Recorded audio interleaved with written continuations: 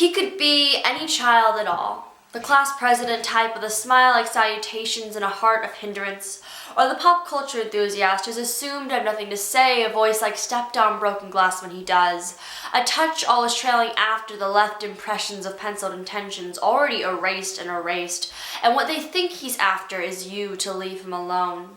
He forgets he's supposed to feel grateful if the people who chose him would actually choose to provide the care they signed for. Maybe then the unbearable would become tolerable. When you ask him a question, he replies flatly, generating surprise he expected to hear.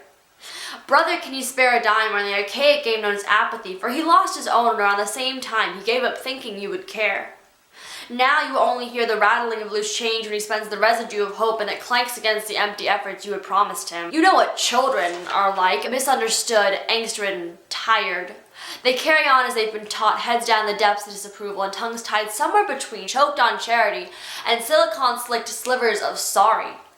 As they grow into people you wouldn't recognize, the story is lost amongst breaking news and other things that matter more, but what's the use of deliberations when all he's ever wanted is an end to the lonely? There's actually a pretty involved story behind this particular poem, mostly because of where it came from, as well as how long it took to actually draft the darn thing, and then the amount of revisions it went through. And the version I'm presenting to you today is not actually what I would consider the final version. It's actually version 3.0/4.0, depending on the way you want to count it. But basically, it has gone through quite a lot in terms of just reworking and revision, and it's still not perfect. And that's pretty much the fact of the matter of writing. You're not going to have perfect things the first, second, third, fourth, and maybe fifth time. But I thought it would be very interesting to share with you exactly how the poem came about and everything involved with it, because this is probably one of my favorite backstories, depending on what perspective you want to have on it. This poem actually started off as a full-length portrait of an outlier because I followed the same exact format as a full-length portrait of the moon by Alice. I believe her last name is Oswald. I could be totally wrong about that, but it really just evolved into something, in my opinion at least, completely my own, and that's kind of what I think poetry prompts are meant to do. Just get you started and see what happens and see where you run with things. For this particular poem, it is worth taking you through all the different steps it took to achieve this still being revised state. And the first one being obviously where the inspiration came from.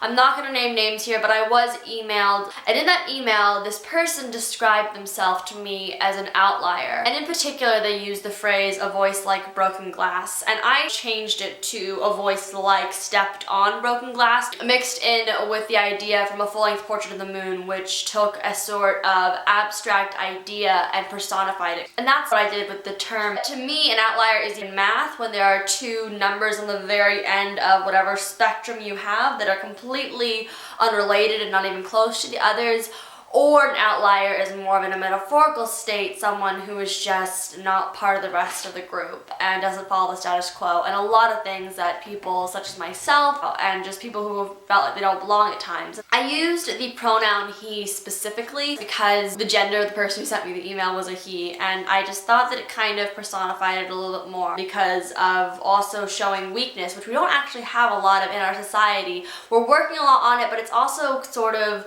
a thing to be ashamed of or shy away from, to have sensitivity and actual feelings towards what's going on if you are a guy, and just all that macho man kind of stuff, which is of course not true for a lot of people. In terms of the actual drafting process, I did follow, especially for the very first lines of these stanzas, a lot of what Alice, I believe her name is Oswald, and if it isn't, I will be slapping myself during editing, but pronoun could be any noun at all. And in the way that she had in the last line, when all she's ever wanted is you to love her, I kind of played on that. A few things only the writer would notice or even care about is in the third stanza, when it says, and what they think he's after is you to leave him alone. I play a lot around with enjambment because you have the line, and what they think he's after, and then is you. So it's kind of like, is he going after you for some reason? And then to leave him is more of just abandonment, and then alone kind of seals the deal. But you also have to go back in the stanza and consider the word think and what that connotates. Now I want to talk a little bit about the revision process, because obviously I will welcome any constructive criticism. Even if I don't take it at all, it will have made me think And that's what I appreciate more than anything when I'm writing and going over what I've written. I also want to say that what is classically thought of as correct, maybe in form, maybe in style, maybe in voice, does not have to be correct for you. The lovely woman who edited this for me actually, if I'm correct, has a doctorate in poetry from Oxford, and her work has been published in a ton of different publications and magazines. She's mentioned in articles from The Guardian, and she's held in very high renown in the English-British poetry community. And I will have on the blog post linked below the version she revised. And the thing is this poem is a little bit over 200 words. What she did was she actually removed around 50 of them, taking out a whole stanza and a few other lines here and there, as well as just added maybe like 5 words maximum, like the word and it, just to make things flow and conjoin to what she had previously taken out. But somehow, at least in my opinion, you might be thinking, Sophia, what the heck is the actual difference? But the original author of the poem, it sounded nothing like me, and what really happened was that she changed the very last line to something that I didn't agree with and wasn't what I was trying to get across in the first place. And one of my friends who saw the revised version she did and the one that I did noticed that it kind of almost dumbed it down the way that she changed the very end. And I don't know if that's true, I don't know what you'll be thinking, but that's just some food for thought. I just want to say that what it comes down to is you can take as much advice as you want, and it's helpful and I appreciate it so much, but at the end, it really is your own personal decision as the poet, as the writer, as the creator of whatever you have made. To talk a little bit about the stanza she did remove, it was the 6th stanza, and I have to admit, it didn't quite have the same flow, and I still, during the revision process, am thinking about changing it, but I definitely want to keep the essence of what's there. And a lot of the things that she took out when she edited it was more of just things that I hadn't fully expanded upon. And while I may have disliked the wording exactly, I did definitely want to retain the message, the overall feeling behind it. I actually consider that stanza that she took out one of my best in terms of what I'm trying to come across as. And the whole "Brother, can you spare a dime," I'm not trying to go English teacher on you either, but it kind of brings it back to the Great Depression, because that's where the phrase originated from. And just the idea of being so helpless and poor in comparison to what your situation used to be. I originally wanted to say something like the archaic arcade game known as apathy, but I realized that archaic was the actual thing I wanted to say, and arcade would have been sort of an afterthought.